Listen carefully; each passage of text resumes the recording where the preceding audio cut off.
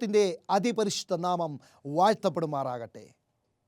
സഭ ജനങ്ങളുടെ ഇടയിൽ ഇറങ്ങിച്ചെന്ന് അവരുടെ ആവശ്യങ്ങൾ, ആഗ്രഹങ്ങളല്ല, അവരുടെ ആവശ്യങ്ങൾ എന്തൊക്കെയാണ് എന്ന് മനസ്സിലാക്കി പ്രാർത്ഥനയാൽ രോഗസൗഖ്യമാണെങ്കിൽ പ്രാർത്ഥനയാൽ അവർക്ക് രോഗസൗഖ്യം നേടിക്കൊടുക്കുക.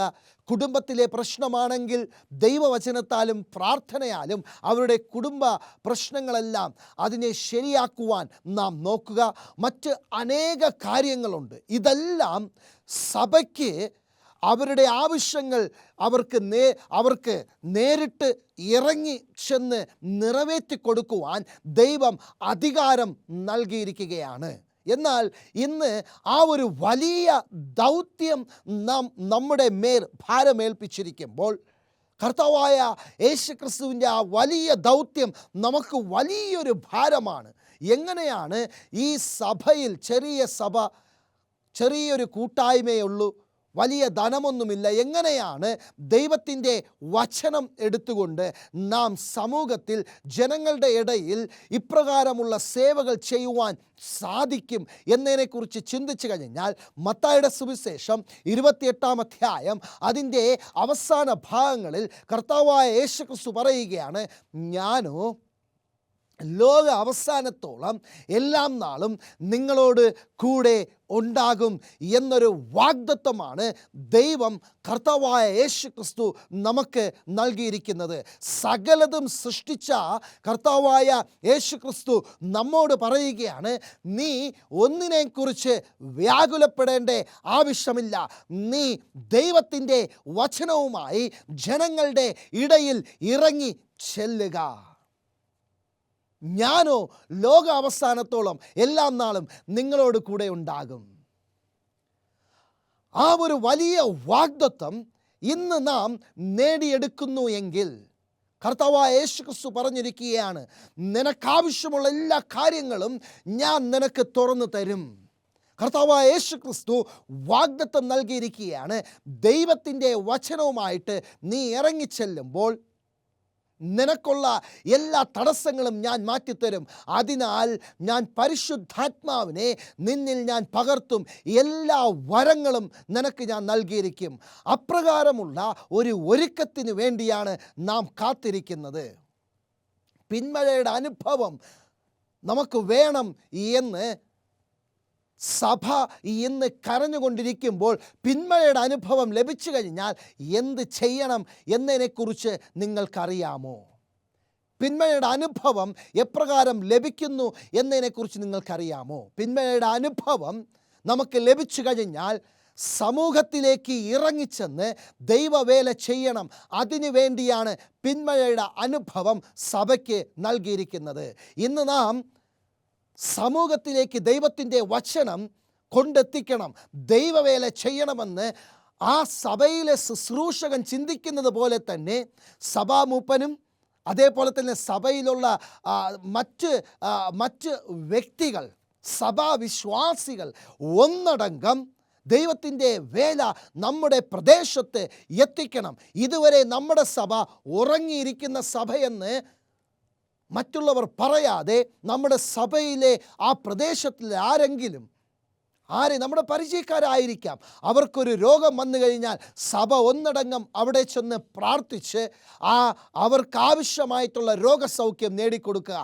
എന്തെങ്കിലും പ്രശ്നങ്ങളുണ്ടെങ്കിൽ പ്രാർത്ഥനയാൽ നേടിക്കൊടുക്കുക. സഭ ആഴ്ചയിൽ ഒരു ദിവസം മാത്രം 9 മണി മുതൽ 1 മണി വരെ അല്ലെങ്കിൽ 1:30 വരെ തുറന്നിരിക്കാതെ എല്ലാ ദിവസവും സകല ജാതികൾക്കുമുള്ള പ്രാർത്ഥനാലയം, ജാതികൾ അവിടെ വന്ന് പ്രാർത്ഥിക്കുകയും ജാതികൾക്ക് വേണ്ടി നമ്മൾ ദിനംപ്രതി ആവശ്യങ്ങൾ വെച്ച് പ്രാർത്ഥിക്കുകയും ചെയ്യുന്ന ഒരു പ്രാർത്ഥനാലയം ആയിരിക്കണം സഭ. അപ്രകാരമായിരിക്കുമ്പോൾ ദൈവത്തിൻ്റെ വചനം എത്തിക്കുവാനുള്ള വഴിയും വാതിലും തുറന്നു തരും. അതിന് നാം സഭയിലെ അംഗങ്ങൾ മാത്രം ആയിരുന്നാൽ പോരാ. അതിന് നാം കർത്താവായ യേശുക്രിസ്തുവിനെ വിശ്വസിച്ചാൽ മാത്രം പോരാ, യേശുക്രിസ്തുവിൻ്റെ ശിഷ്യനാകണം. ഇന്ന് 3 കാര്യങ്ങളാണ് ഞാൻ നിങ്ങളടുത്ത് പറയുവാൻ പോകുന്നത്. കർത്താവായ യേശുക്രിസ്തുവിൻ്റെ ശിഷ്യൻ നമ്മളായിരുന്നാൽ മാത്രമേ നമുക്ക് സഭയിൽ നിന്നും ദൈവത്തിൻ്റെ വചനം എടുത്തുകൊണ്ട് ജനങ്ങളുടെ ഇടയിൽ എത്തിക്കുവാൻ സാധിക്കത്തുള്ളൂ. ഒരു യഥാർത്ഥ ക്രിസ്തുവിൻ്റെ ശിഷ്യൻ, യഥാർത്ഥം എന്ന് പറയുന്ന വാക്ക് നമുക്ക് മാറ്റി നിർത്താം. ക്രിസ്തുവിൻ്റെ ശിഷ്യന് ഒരിക്കലും സഭ എന്ന കെട്ടിടത്തിൽ മാത്രം ഒതുങ്ങി നിന്നുകൊണ്ട് ദൈവവേല ചെയ്യുവാൻ സാധിക്കത്തില്ല. പരിശുദ്ധാത്മാവ് നിറഞ്ഞുകൊണ്ട് അവൻ അല്ലെങ്കിൽ അവൾ അല്ലെങ്കിൽ സഹോദരങ്ങളിൽ സഹോദരി ആ സഭയ്ക്കുള്ളിൽ നിന്നും ദൈവത്തിൻ്റെ വചനം ആ പ്രദേശത്തെല്ലായിടത്തും എത്തിക്കും. കർത്താവായ യേശുക്രിസ്തുവിൻ്റെ ശിഷ്യൻ ഒരിക്കലും ഒരു കുടുംബത്തിൽ തൻ്റെ കുടുംബത്തിൻ്റെ നന്മകൾക്ക് മാത്രം പ്രാർത്ഥിച്ചും പ്രവർത്തിക്കുന്ന വ്യക്തി ഒതുങ്ങിക്കൂടുവാൻ പറ്റത്തില്ല. മറ്റു കുടുംബങ്ങളുടെ ക്ഷേമങ്ങളും പ്രാർത്ഥനയാൽ അന്വേഷിച്ച് അവരുടെ ആവശ്യങ്ങൾ നിറവേറ്റി കൊടുക്കുന്ന ഒരു വ്യക്തിയായിരിക്കും. അതിന് നാം സഭയിലെ അംഗം മാത്രമായിരുന്നാൽ പോരാ. അതിന് ഞാൻ ക്രിസ്തുവിനെ വിശ്വസിക്കുന്നു എന്ന് മാത്രം പറഞ്ഞാൽ പോരാ. യേശു ക്രിസ്തുവിൻ്റെ ഒരു ശിഷ്യൻ ആയിരിക്കണം. എന്നാൽ മാത്രമേ സഭയാകുന്ന ഞാൻ ജനങ്ങളുടെ ഇടയിൽ ഇറങ്ങിച്ചെന്ന് പ്രാർത്ഥനയായി അവരുടെ ആവശ്യങ്ങൾ നിറവേറ്റിക്കൊടുത്ത് ദൈവത്തിൻ്റെ സത്യവചനത്തെ അവരിൽ എത്തിക്കുവാൻ സാധിക്കത്തുള്ളൂ. അപ്പോസ്തല പ്രവൃത്തികൾ 8-ാം അധ്യായം അതിൻ്റെ 3-ാമത്തെ വാക്യം വായിക്കുമ്പോൾ, എന്നാൽ ശൗൽ വീട് തോറും ചെന്ന് പുരുഷന്മാരെയും സ്ത്രീകളെയും പിടിച്ചിഴച്ച് തടവിൽ ഏൽപ്പിച്ചുകൊണ്ട് സഭയെ മുടിപ്പിച്ചു പോന്നു, അല്ലെങ്കിൽ സഭയെ മുടിച്ച് പോന്നു. ശൗൽ ആരാണെന്നും ശൗൽ പിന്നത്തേൽ ആരായി, അപ്പോസ്തലനായ പൗലോസ് എപ്രകാരമായി എന്നതിനെക്കുറിച്ച് വളരെ വ്യക്തമായിട്ട് നമുക്കറിയാവുന്ന കാര്യമാണ്. ഇവിടെ അപ്പോസ്തല പ്രവൃത്തികൾ 8-ാം അധ്യായം അതിൻ്റെ 1-ാമത്തെ വാക്യം വായിക്കുമ്പോൾ, അവനെ കൊല ചെയ്തത് ശൗലിനും സമ്മതമായിരുന്നു. സ്തെഫാനോസിനെ അവിടെ കല്ലെറിഞ്ഞു കൊന്നത് ശൗലിനും സമ്മതമായിരുന്നു. ആ സമയത്ത് ശൗൽ ഒരു സഭയുടെ, ഒരു കൂട്ടത്തിൻ്റെ, മഹാപുരോഹിത സഭയുടെ കൂട്ടത്തിൻ്റെ ഒരു അംഗമായിരുന്നു. യെരുശലേം ദേവാലയത്തിൻ്റെ ദൈവം തിരഞ്ഞെടുത്ത യഹൂദന്മാരുടെ കൂട്ടത്തിൻ്റെ ആ സഭയിലെ ഒരു അംഗമായിരുന്നു ശൗൽ. ആ അംഗം കർത്താവായ, ആ സഭയിലെ അംഗം കർത്താവായ യേശുക്രിസ്തുവിനെ പ്രസംഗിച്ചുകൊണ്ട് നടന്ന വ്യക്തികളെ കൊല്ലുവാൻ വേണ്ടി ഇറങ്ങിച്ചെന്നു.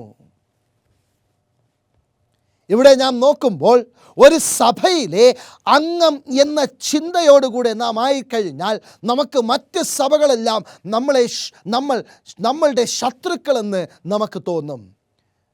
ഒരു പ്രസ്ഥാനത്തിൻ്റെ ഒരു ഭാഗം മാത്രം, ഒരു അംഗം മാത്രം എന്ന് ചിന്തിക്കുന്ന നമുക്ക് മറ്റുള്ളവരെയെല്ലാം നമ്മളുടെ കണ്ണിൽ ശത്രു എന്ന് തോന്നും. ശൗൽ ആരെന്ന് നമുക്കറിയാം. ആ സമയത്ത് ദൈവത്തിൻ്റെ വചനം പഠിച്ച് PhD നേടിയ ഒരു വ്യക്തിയാണ്. അന്ന് മത്തായിയുടെ സുവിശേഷം മുതൽ വെളിപ്പാട് വരെയുള്ള കാര്യങ്ങൾ അന്നില്ല. എന്നാൽ നാം നോക്കുമ്പോൾ അന്നുള്ളത് തോറ അല്ലെങ്കിൽ പഴയ നിയമ പുസ്തകങ്ങൾ മാത്രമാണ് ഉള്ളത്. അതിനെക്കുറിച്ച് പഠിച്ച് അരച്ച് കലക്കി കുടിച്ച് PhD നേടിയ ഒരു വ്യക്തിയാണ് ശൗൽ. എന്നാൽ ശൗൽ കർത്താവായ യേശുക്രിസ്തുവിനെ വിശ്വസിക്കുകയോ കർത്താവായ യേശുക്രിസ്തുവിൻ്റെ ശിഷ്യനാകുകയോ ചെയ്തില്ല. ശൗൽ ഒരു സഭയിലെ, ഒരു കൂട്ടത്തിൻ്റെ ഒരംഗമായിരുന്നു. അതുകൊണ്ട് മറ്റുള്ളവരെ എല്ലാവരെയും താൻ പഠിപ്പിക്കുന്ന അല്ലെങ്കിൽ തൻ്റെ കൂട്ടം പഠിപ്പിക്കുന്നതിനെ എതിർത്ത് നിൽക്കുന്ന ആരായിരുന്നാലും അവരെ ശത്രുവായി തോന്നിയ ഒരു വ്യക്തി. കർത്താവായ യേശുക്രിസ്തു അങ്ങനെ തോന്നിയിരുന്നുവെങ്കിൽ യേശുക്രിസ്തു ക്രൂശിൽ യാഗമായി തീരുകയില്ല, നമ്മൾ രക്ഷപ്പെടുകയും ഇല്ലായിരുന്നു.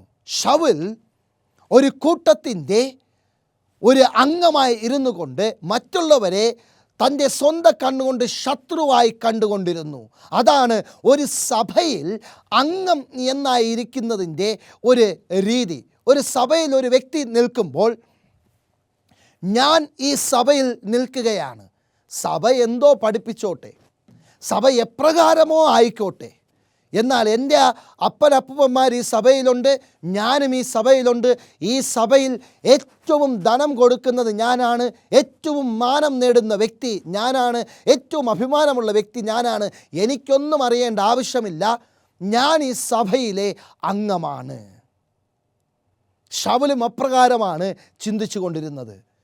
കർത്താവായ യേശു ക്രിസ്തുവിൻ്റെ ശിഷ്യൻ ആകുന്നതിന് പകരം ഒരു കെട്ടിടത്തിൻ്റെയും ഒരു പ്രസ്ഥാനത്തിൻ്റെയും അംഗം മാത്രം ആയിരുന്നു കഴിഞ്ഞാൽ പല ബുദ്ധിമുട്ടുകളും നമുക്കുണ്ടായിരിക്കും. നാം ഒരു കുടുംബത്തിൻ്റെ അംഗം മാത്രമായിരിക്കുമ്പോൾ മറ്റു കുടുംബങ്ങൾ നമുക്ക് ശത്രുവായി തോന്നും. മറ്റു കുടുംബങ്ങളുടെ ആവശ്യങ്ങൾ നമുക്ക് അത് ആവശ്യങ്ങളല്ലാതെയായി മാറും. എന്നാൽ കർത്താവായ യേശു ക്രിസ്തു നമുക്കെല്ലാവർക്കും വേണ്ടിയാണ് താൻ ജീവനെ വെടിഞ്ഞു എന്നും യേശു ക്രിസ്തുവിൻ്റെ സുവിശേഷം എല്ലായിടത്തും എത്തിക്കണമെന്ന് ചിന്തിക്കുന്ന ഒരു വ്യക്തി സഭയുടെ മാത്രം അംഗത്വത്തിൽ നിൽക്കുന്നതല്ല. അവന് ലഭിച്ച ആ സത്യം അവൻ ജനങ്ങളുടെ ഇടയിലേക്ക് കൊണ്ടെത്തിക്കും. ഒരു കുടുംബത്തിലുള്ള വ്യക്തി ദൈവത്തിൻ്റെ വചനം യഥാർത്ഥ ശിഷ്യൻ ആകുന്നു എങ്കിൽ ദൈവത്തിൻ്റെ വചനം തൻ്റെ കുടുംബത്തിന് മാത്രം ഒതുക്കി നിർത്തുന്നവനല്ലായിരിക്കും.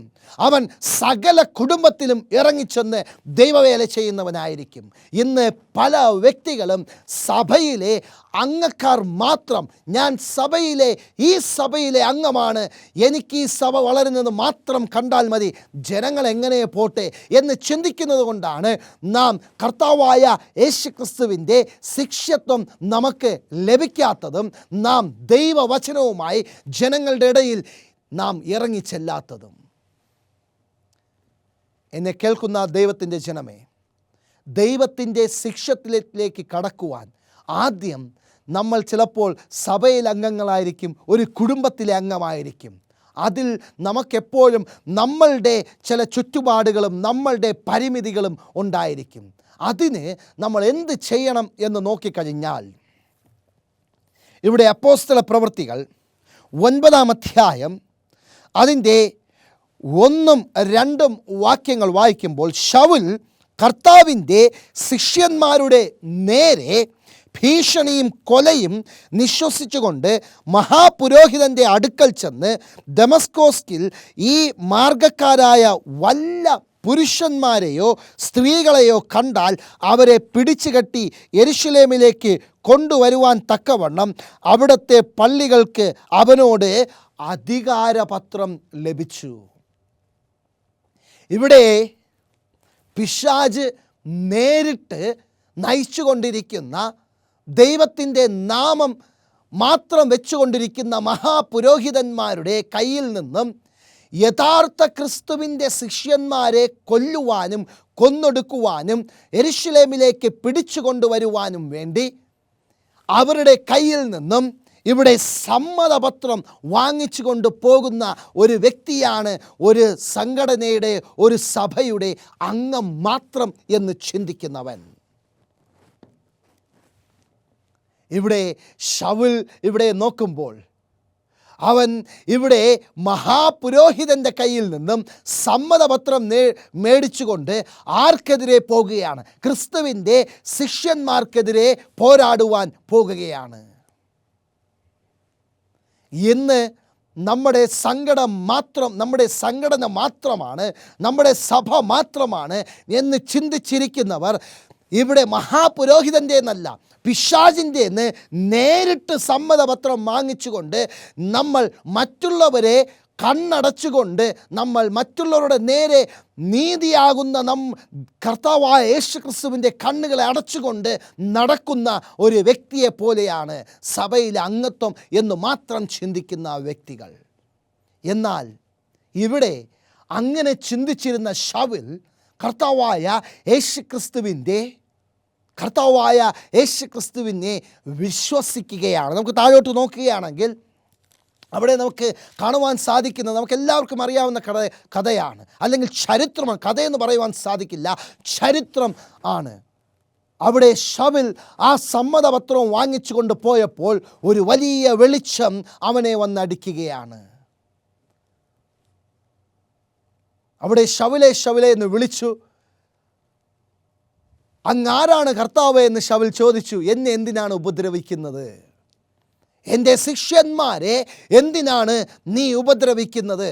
അവിടെ യേശുക്രിസ്തുവിനെ വിശ്വാസം, യേശുക്രിസ്തുവിലുള്ള വിശ്വാസം ശൗൽ കണ്ടെത്തുകയാണ്.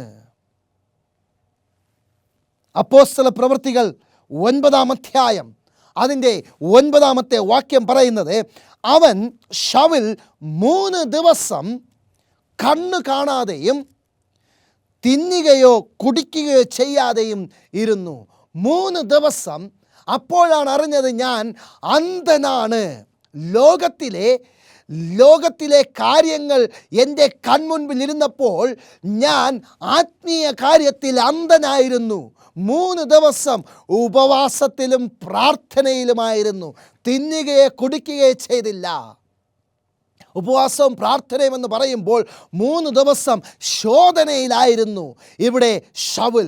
ശിഷ്യന്മാരെ കൊല്ലുവാൻ പോയ ശൗൽ, ഞാനൊരു സഭയിലെ അംഗമാണ് എന്ന് ചിന്തിച്ചു കൊണ്ടിരുന്ന ശൗൽ, ഞാൻ സത്യസഭയിലെ അംഗമാണ് എന്ന് ചിന്തിച്ചു കൊണ്ടിരുന്ന ശൗൽ 3 ദിവസം അവിടെ കർത്താവായ യേശുക്രിസ്തുവിനെ വിശ്വസിച്ചുകൊണ്ട് 3 ദിവസം തിന്നുകയോ കുടിക്കുകയോ ചെയ്യാതെ ശോധനയുടെ അവസ്ഥയിൽ ആയിരിക്കുകയാണ്.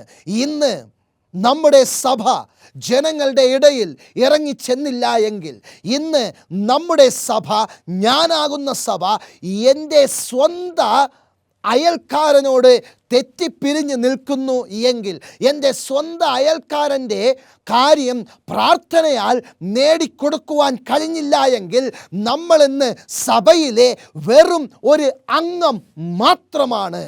ദശാംശവും കാണിക്കയും കൊടുക്കുന്ന വെറുമൊരു അംഗം. ഇന്ന് ക്രിസ്തുവിനെ നാം വിശ്വസിക്കേണ്ട കാര്യമുണ്ട്. അതിന് നമ്മൾ തിന്നുകയോ കുടിക്കുകയോ ചെയ്യാതെ ഉപവാസത്താലും പ്രാർത്ഥനയാലും നാം കർത്താവായ യേശുക്രിസ്തുവിനെ വിശ്വസിച്ച് പരിശുദ്ധാത്മാവിനെ നേടിയെടുക്കേണ്ട ആവശ്യമുണ്ട്. അതാണ് പിന്മഴയുടെ അനുഭവം. അതുതന്നെയാണ് മാളിക മുകളിൽ ശിഷ്യന്മാരും ചെയ്തുകൊണ്ട് ഇരുന്നത്. ഇന്ന് സഭ ശബത്ത് ദിവസത്തിൽ മാത്രം 9:30 മുതൽ 1:30 വരെ കഷ്ടിച്ച് കടിച്ച് പിടിച്ച് ആരാധന നടത്തി പൂട്ടിക്കൊണ്ടു പോകുന്ന അവസ്ഥയാണ്. എല്ലാ ദിവസവും എൻ്റെ ആലയം തുറന്നിരിക്കണം. കാരണം എൻ്റെ ആലയം സകല ജാതികൾക്കുമുള്ള പ്രാർത്ഥനാലയമാണ്. ഞാൻ അന്ത്യനാളിൽ ദൈവത്തിൻ്റെ വചനം പല ജനങ്ങൾക്കും എത്തിക്കേണ്ട ആവശ്യമുണ്ട്. അന്ത്യനാളിൽ നിൻ്റെ സഭ ഇരിക്കുന്ന പ്രദേശത്ത് ദൈവത്തിൻ്റെ വചനം എത്തിക്കേണ്ട ആവശ്യമുണ്ട്. അപ്പോൾ ആരാധന ദിവസം മാത്രം ഒരു 4 മണിക്കൂർ തുറന്നു വയ്ക്കാതെ എല്ലാ ദിവസവും തുറന്നു വെച്ചുകൊണ്ട് അവർക്ക് വേണ്ടുന്നുള്ള ആവശ്യങ്ങൾ പ്രാർത്ഥനയാൽ നേടിക്കൊടുത്തുകൊണ്ട് സഭ ഒന്നടങ്കം ദൈവത്തിൻ്റെ വേല ജനങ്ങളുടെ ഇടയിൽ എത്തിക്കുവാൻ വേണ്ടി പരിശുദ്ധാത്മാവിന് വേണ്ടി നാം പ്രാർത്ഥിച്ചു കഴിഞ്ഞാൽ തീർച്ചയായിട്ടും യേശുക്രിസ്തുവിലുള്ള വിശ്വാസം നമ്മളിൽ ഉറയ്ക്കും. അതിന് നമ്മുടെ ആവശ്യങ്ങൾ നമ്മൾ ആദ്യം ക്രിസ്തുവിലേക്ക് സമർപ്പിച്ചുകൊണ്ട് ഉപവാസത്താലും പ്രാർത്ഥനയാലും നേടിയെടുക്കണം. ഒരുവന് പ്രാർത്ഥിക്കാൻ പോയി കഴിഞ്ഞാൽ അവന് രോഗസൗഖ്യം ലഭിക്കുമോ എന്ന വിശ്വാസം നമുക്ക് വേണമെങ്കിൽ ആദ്യം എന്ത് ചെയ്യണം? നമുക്ക് വിശ്വാസമുണ്ടായിരിക്കണം. അതിന് നമ്മൾക്ക് പ്രാർത്ഥനാ ജീവിതം അനുഭവം ഉണ്ടായിരിക്കണം.